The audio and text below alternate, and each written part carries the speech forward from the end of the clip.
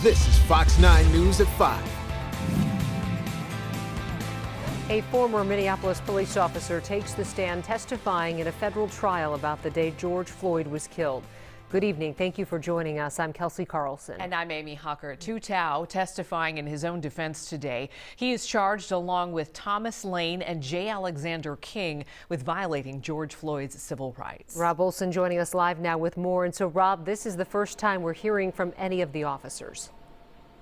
Yeah, and all three say that they will testify in their own defense. Tou Thao, obviously the one up first here today, has been on the stand most of the day. There was an FBI agent who was up very briefly this morning to offer very limited testimony about some interviews that were done. And then Tou Thao took the stand, and again, he remains there. As court is broken today, they're still doing cross-examination, so that will resume tomorrow morning.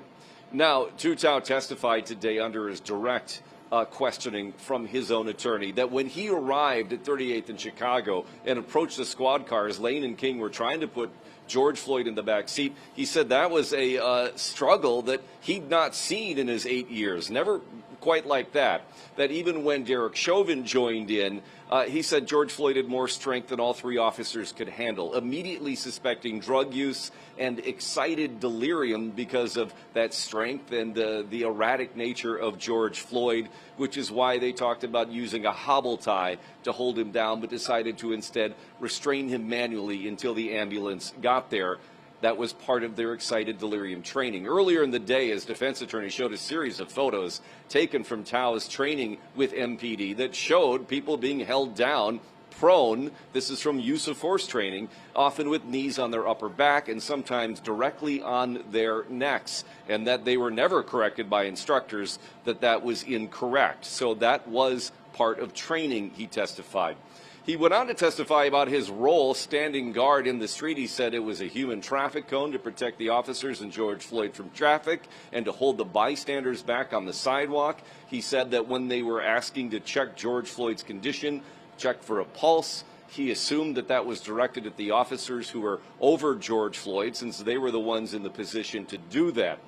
He said that he did not know that George Floyd was having any kind of medical emergency, that it was as severe as it was until after the ambulance had left. That while he was standing there in the street, he could see what the officers were doing, but under direct exam, again, his attorney said, did you see them roll him over or perform CPR? Of course, they didn't do that. He said because he didn't see that, his assumption was that George Floyd was still breathing and was still had a pulse and was still fine. So that is a big part of his defense, that the knee on the neck, he said, that he saw Chauvin doing did not seem unusual to him, that it was part of their training, and that he didn't know that there was a serious medical condition going on. Cross-examination, though, they really went after what he did and did not see. As they broke today, the prosecutor was going over a series of still photos that showed Tou Thao in the street repeatedly standing over the other officers and George Floyd